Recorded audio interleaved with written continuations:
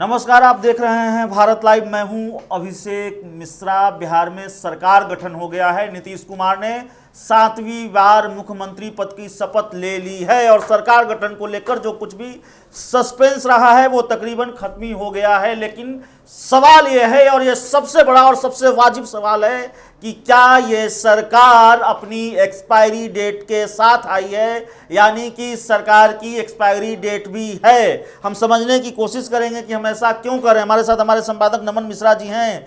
नमन जी, क्या ये सरकार अपनी एक्सपायरी डेट के साथ आई है? और हम अपने दर्शकों को बता दें कि आप जुड़े रहिएगा। सवाल का जवाब है कि हाँ, ये सरकार एक्सपायरी डेट के साथ आई है। वो तारीख क्या है वो हम नमन मिश्रा जी के जरिए समझाने की कोशिश करेंगे, और कैसे इस सरकार की एक्सपायरी डेट वो तारीख है। तो एक्सपायरी डेट के साथ आ गई सरकार। देखिए, ये केमिस्ट्री जब पढ़ाया जा रहा था मुझे, बच्चा में मुझे याद पड़ता है, तो हमारे सर ने कहा कि हम उससे दवाई वाई बनता है केमिस्ट्री में सर, तो एक्सपायरी डेट क्यों होता है, केमिकल्स क्यों ख़त्म हो जाते हैं, एक्सपायर हो जाते हैं, सेल्फ लाइफ होता है उनका। तो उन्होंने कहा कि देखिए, दुनिया में नमन बाबू ऐसा कोई है ही नहीं चीज़ जिसकी एक्सपायरी डेट ना हो। इंसान से लेकर, इनफैक्ट ये यूनिवर्स जो है इसकी भी एक्सपायरी डेट है। जिस दिन सन का एनर्जी खत्म हो जाएगा उस दिन यूनिवर्स खत्म हो जाएगा। तो ये तो बिल्कुल आप सत्य बोल रहे हैं कि हाँ, इसका जवाब है कि एक्सपायरी डेट है। लेकिन नेचुरल एक्सपायरी डेट नहीं है। नेचुरल एक्सपायरी डेट इस सरकार की 2025 में है, लेकिन हम उस एक्सपायरी डेट की बात नहीं करते। ये पहले इस बारे में भी मैं बता दूं आपको, मैं पहले वही थ्योरी दे दूं। आपने बिल्कुल सही कहा कि नेचुरल एक्सपायरी डेट की बात नहीं कर रहे हैं, लेकिन वाकई ये भी सच्चाई है कि किसी भी चीज़ की नेचुरल एक्सपायरी डेट के अलावा भी एक एक्सपायरी डेट होती है, और वो इस यूनिवर्स की भी है। स्टीफन हॉकिंग जो है, वो मरते मरते बड़े साइंटिस्ट थे, उन्होंने कहा था कि एक बार तो पहले निस्तानाबूद हो चुकी है दुनिया, एक बार फिर से होगी, ऐसा कुछ कैटास्ट्रोफिक हो सकता है। छोड़िए साइंस की बात, अब आते हैं राजनीति। एक बात मैं आपके कहने से बोलना चाहता हूँ कि देखिए, राजनीति सिर्फ अनिश्चितताओं का खेल नहीं है। राजनीति को निर्मम कहा जाता है, और कई बार यही निर्ममता सत्ता के शीर्ष पर बैठे किसी व्यक्ति पर हावी हो जाती है, तो अक्सर वो तस्वीरें, वो कयास, वो खबरें सामने आने लगती हैं जो इन दिनों बिहार की सियासत को लेकर आ रही है। नीतीश कुमार राजनीति की इन्हीं निर्ममताओं से घिरे हैं, और इस निर्ममता का असर होगा। सुशील मोदी को अगर डिप्टी सीएम नहीं बनाया गया है, नीतीश मोदी की जोड़ी टूट गई है, तो इसका मतलब यही है कि निर्ममताओं ने अपना काम शुरू कर दिया है, और इसका असर अब बिहार की सियासत पर दिखेगा। नीतीश कुमार की राह आसान नहीं है। एक्सपायरी डेट पर हम चर्चा कर रहे थे, और हमसे बेहतर नमन मिश्रा जी समझा पाएंगे कि वो क्या है। आपने बहुत बढ़िया एक चर्चा बता दिया, मैं उसको संदर्भ में समझाता हूँ। जंगल में शेर से बड़ा कोई जानवर होता नहीं है। अपने प्राइड के लिए वो हमला करता है और शावकों को मारता है, लेकिन मैं आपको एक बात बता दूं कि कोई भी शेर नेचुरल डेथ से नहीं मरता है। बिल्कुल, सारे शेरों का शिकार होता है युवा शेर, मारकर उन्हें उनका स्थान लेते हैं, और वो बड़ा विभत्स होता है। जो निर्ममता आप बता रहे ना, वो निर्ममता दिखती है। और नीतीश कुमार की आज स्थिति को देखकर कोई भी व्यक्ति दूर से कह सकता है, ओह बेचारा, ये सब निकलेंगे, एक पत्रकार के तौर पे भी निकल रहे हैं। लेकिन आज सुशील मोदी की स्थिति देखिए ना, ओह बेचारा। लेकिन क्या नीतीश कुमार के रंग को भूल जाइएगा? जो रुबाब था उसको भूल जाइएगा? जो शिक्षक खड़े थे याचना में, उनको कहना है निकलो यहाँ से, काला झंडा यहाँ मत दिखाओ। इस बार भी चुनाव में वो जानते थे कि मैं पहली सीट पर नहीं बैठा हुआ, फिर भी रौंदने में देरी नहीं कर रहे थे। प्याज फेंक दिया किसी ने, बोले और फेंको और फेंको, सरकार तो हमारी बन रही है। वो उनको पता था, लेकिन इस अनुकंपा पे बनेगी ये उन्हें नहीं पता था। उन्हें पता था कि शायद सम्मान बराबरी का हो, लेकिन जो नेता जदयू के बिहार के अंतिम क्षण तक कह रहे थे कि हम बड़े भाई हैं, वो छोटे भाई हैं। केंद्र में होंगे बड़े, यहाँ छोटे हैं। लेकिन दरअसल खेल में और राजनीति में, खेल में जीत और हार होता है, राजनीति में जीत और हार नहीं होता, हार के बाद भी कुछ होता है। और हार से भी जो निर्मम चीज होती है, हार से भी जो बदत्तर चीज होती है, उसको शायद झेलने को विवश है नीतीश कुमार, या फिर उसको शायद झेलना पड़ेगा उनको, क्योंकि जो आंकड़ा है, जो संख्या है, वो 43-74 का फासला है। नीतीश कुमार के पास 43 है, जेडीयू के पास, बीजेपी के पास 74 है। तो सब कुछ सामान्य नहीं है। ये बीजेपी के नेता भी स्वीकार करते हैं, कैमरे के सामने नहीं कहते हैं, लेकिन जो समीकरण हैं वो सामान्य परिस्थितियों को कभी भी सामान्य नहीं रहने देंगे, ये बिल्कुल मानकर चलिए। और बाकी एक्सपायरी डेट की बात, देखिए, नीतीश कुमार वर्तमान परिस्थिति में, मुझे एक पात्र याद आता है रामायण का। वो थे राम के पिता, बिल्कुल दशरथ की स्थिति हो गई है। जिस तरह से सुशील मोदी को भेजा जाएगा वनवास पर, और जिस तरीके से वो सत्ता उसके आसपास उनके डिस्ट्रीब्यूट की गई और पावर को डिसेंट्रलाइज किया गया। नीतीश कुमार की राजनीतिक शैली ही रही है कि पावर को अपने पास रखना। भाजपा ने उन्हें ताकत ही नहीं दिया, ऐसा रिमोट लगा दिया है कि आगे चल के ये, और देखिए अब बहुत सही आप बात कल आपने कही थी कि नीतीश की सहजता है, वो ताकत अपने पास रखना चाहते हैं और कोई व्यक्ति कितने दिन तक मनमार कर रह सकता है। अंतिम चुनाव उन्होंने बिल्कुल कह दिया था और सच्चाई यही है कि उनके मन में चल रहा है, वो जानते हैं कि अब अंतिम समय आ गया है और अंतिम समय जाना कौन चाहता है, कौन सत्ता छोड़ना चाहता है, लेकिन लाख हाथ पांव मारिए परिस्थितियां आपके अनुकूल नहीं हैं। और भाजपा ने ऐसी प्लानिंग कर दी है कि मैं बता दूं आपको, हमने कहा था कल कि 6 महीने या 1 साल चलेगा। भूपेश बाघेल सीएम है, कांग्रेस के सीएम है छत्तीसगढ़ के जी, उन्होंने आज ट्वीट किया है और साथ में साथ ये पोल भी खोल दिया है। किसी को तो बांधनी थी बिल्ली के गले में घंटी, उन्होंने बांध दिया। उन्होंने कह दिया कि बस आप इंतज़ार कर लीजिए मई का। मैं बताऊंगा मई का रहस्य क्या है, बताऊंगा। मई तक ये सरकार चल जाए, यही अपने आप में बहुत बड़ी उपलब्धि है। चिराग पासवान ने क्या कहा, नीतीश जी आप एनडीए के द्वारा बनाए गए, भाजपा के अनुशंसा पर और भाजपा के जो कहा जा सकता है उनके कहने पर आपको बनाया गया, आप पर अनुकंपा की गई। आप उम्मीद आपसे यही है कि आप एनडीए के मुख्यमंत्री बने रहे। ये सबसे बड़ा दोधारी है, ये सबसे बड़ा तंज है, दो अर्थी हमला है। और आपने कहा, आप जिक्र कर रहे हैं किसने क्या कहा, एक बयान का जिक्र मैं भी करूंगा जिसको आज मैंने पढ़ा है, जितना मुझे याद है। अश्विनी चौबे ने भी कुछ कहा है। अश्विनी चौबे इन दिनों कुछ लगातार सुर्खियों में हैं, उनके कई बयान नीतीश कुमार को लेकर सामने आए हैं और अश्विनी चौबे ने एक तरह से जो कहा है उससे शायद नीतीश कुमार की बौखलाहट बढ़ जाएगी या फिर बीजेपी उनके साथ कौन सा खेल करने जा रही है उसका अंदेशा उनको तो है ही और एक परसेप्शन बन रहा है। लेकिन अश्विनी चौबे ने जो कहा है उससे ये पूरी तरह से साफ हो गया है कि बीजेपी की मंशा क्या है।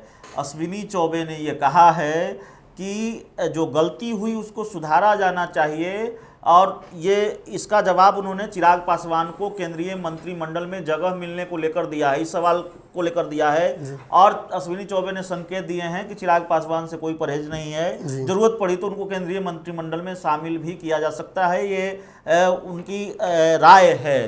तो अगर अश्विनी चौबे ऐसा कर रहे हैं, जो जेडीयू ये मांग कर रही है कि चिराग पासवान ने बहुत नुकसान पहुंचाया है, उनको केंद्र की एनडीए से हटाइए, यहाँ हटाना तो दूर उनको केंद्रीय मंत्रिमंडल में जगह दिए जाने की बात हो रही है, तो राह तो आसान नहीं है। नीतीश कुमार को पग पग कठिनाई का सामना करना पड़ेगा और ये पहला बयान नहीं है, ये कई बयान हैं और ऐसे कई बयानों से उनको अब 2-4 होना पड़ेगा, आदत डालनी पड़ेगी। मैं अभी से बता दूं आपको कि किन किन जगहों पर नीतीश जी फंसेंगे और कैसे उनको अपनी इज्जत बचानी पड़ेगी। अभी तत्काल में उनके समक्ष दिख रहा है कि मोदी जी अपने मंत्रिमंडल में चिराग पासवान को डालेंगे और एक तमाचा होगा नीतीश जी के लिए। इसके आगे सीए एनआरसी अभी इन्फोर्स करना बाकी है, बिल्कुल बाकी है। कोरोना ने और, दिया, और आज मैंने बिहार की डिप्टी सीएम से सवाल भी पूछा है, रेणु देवी से, कि सरकार अपने एजेंडे पर चलेगी, बीजेपी के एजेंडे पर चलेगी या फिर 7 निश्चय पर चलेगी। तो जो गोल मूल जवाब वो दे सकती थी, डिप्लोमेटिक आंसर वो दे सकती थी, वो उन्होंने दिया है। लेकिन एक बात मैं आपको बता दूं कि हाल के दिनों, मैं नाम नहीं लेना चाहूँगा, हाल के दिनों में या फिर पिछले कम से कम 1 महीने में बीजेपी के कई बड़े नेताओं से हमारी बातचीत भी हुई है। बिहार बीजेपी के बड़े नेताओं से, कई नेताओं से हमारी बातचीत हुई है, कल भी बीजेपी के कई नेताओं से हमारी बातचीत हुई है। बहुत जिम्मेवारी के साथ मैं ये कह रहा हूँ और ये कहने की स्थिति में हूँ कि बीजेपी में जश्न इसलिए नहीं है कि बीजेपी की सरकार बनी है, बीजेपी कोटे से 2 मुख्यमंत्री उप मुख्यमंत्री बने हैं, बीजेपी कोटे से एक विधानसभा अध्यक्ष बनने जा रहा है और बीजेपी की सीटें 74 आई हैं। बीजेपी में जश्न की सबसे बड़ी वजह यह है कि नीतीश कुमार को अब औकात दिखा दी जाएगी। नीतीश कुमार जिस रंग में रहे हैं, जिस तेवर के साथ सरकार चलाते रहे हैं, बीजेपी के नेताओं में वो संतोष है कि अब वो उस तेवर के साथ सरकार नहीं चला पाएंगे और अब नीतीश कुमार को करारा जवाब मौके दर मौके दिए जाएंगे। इसका संतोष बीजेपी के नेताओं में है। एक सवाल लगातार लोग पूछ रहे हैं, दर्शक भी पूछ रहे हैं और लोग भी जानना चाहते हैं, आपकी उत्सुकता थोड़ी कम करते हैं। आप जानना चाहते हैं कि नीतीश कुमार को आखिर कम सीटें आने के बावजूद भी भाजपा क्यों बना रही है, क्यों नहीं अपना सीएम डालकर यहाँ से किस्सा ही खत्म कर दे। आपको बता दें कि कहीं ना कहीं भाजपा को राज्यसभा में अपनी मजबूती बढ़ानी है। है। ये एक बड़ा उनके पास प्रश्न चिन्ह है। अमित शाह जानते हैं कि वहाँ मामला फंसता है। एक और बड़ी बात है, बंगाल चुनाव सामने है और अब हम उस जगह पहुँच चुके हैं जहाँ से मैं आपको स्पष्ट बता सकता हूँ कि इस सरकार की एक्सपायरी डेट क्या है और क्यों एक्सपायरी डेट कही जा रही है उस डेट को। देखिए, नीतीश कुमार की जो व्यक्तिगत राजनीति, हम थोड़ी देर पहले चर्चा कर रहे थे ऑफ कैमरा भी, प्रशांत किशोर की बात हम कर रहे थे। प्रशांत किशोर से एक जिक्र याद आता है कि रायसीना वाली किताब में लालू यादव के एक प्रसंग था, नीतीश कुमार ने दूत बनाकर भेजा था। उस दौरान एक शब्द का प्रयोग किया गया है कि नीतीश कुमार जी असहज महसूस कर रहे थे भाजपा के साथ दोबारा जाने के बाद कुछ ही दिनों में, और वो वापस आना चाहते थे। कितना सही संदर्भ है ये तो नहीं बता सकता हूँ, लेकिन कोई डिनाई नहीं कर सकता है, और किसी ने डिनाई अगर किया होता तो कोर्ट कचहरी भी हो जाती।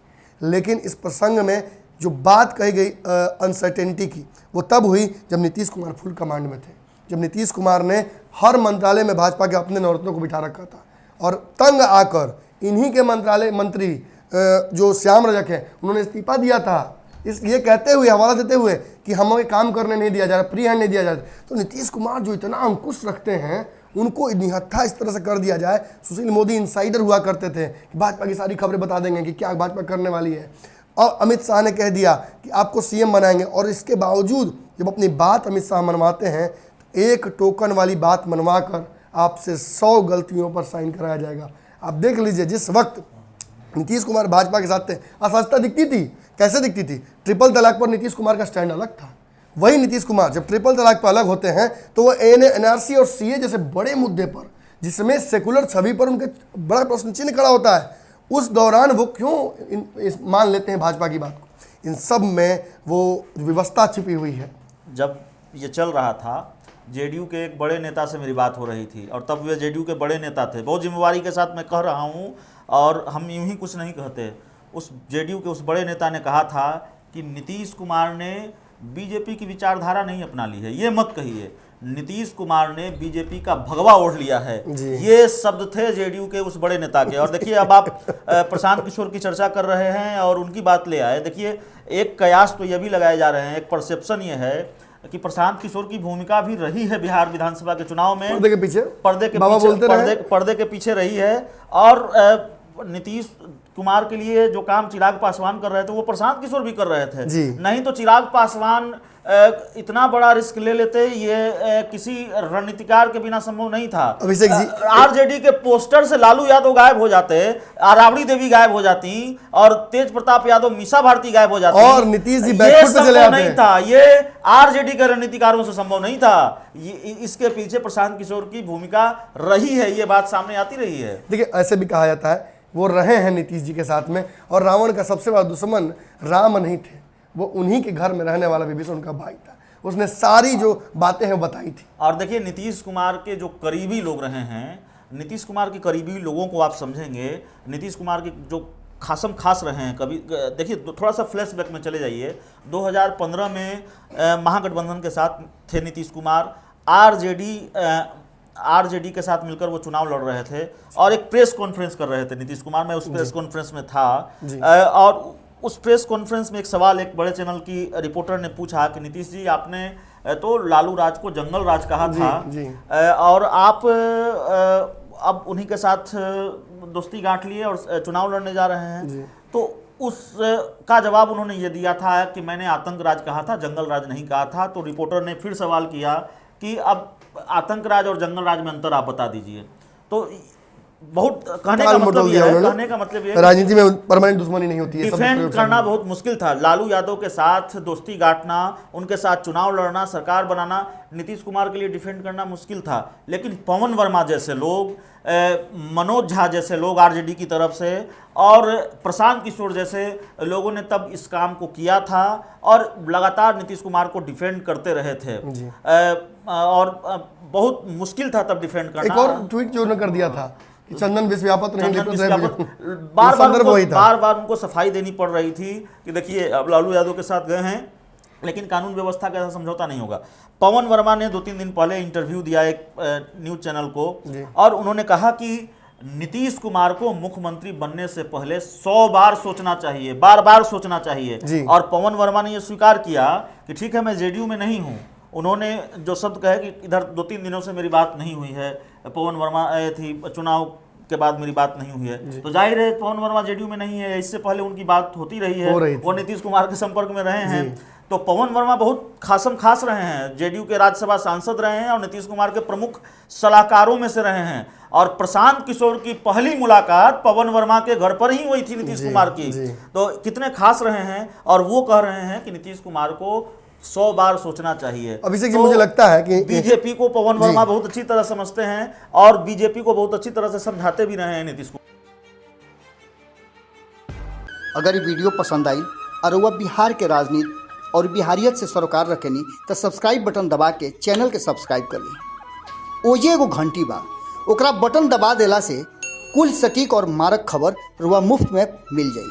अगर रुआ पत्रकारिता के हमनी के नया प्रयोग में सहयोग कर चाहतानी तो ज्वाइन बटन दबा दी। पेटीएम नंबर नोट कर ली 9386816700। धन्यवाद।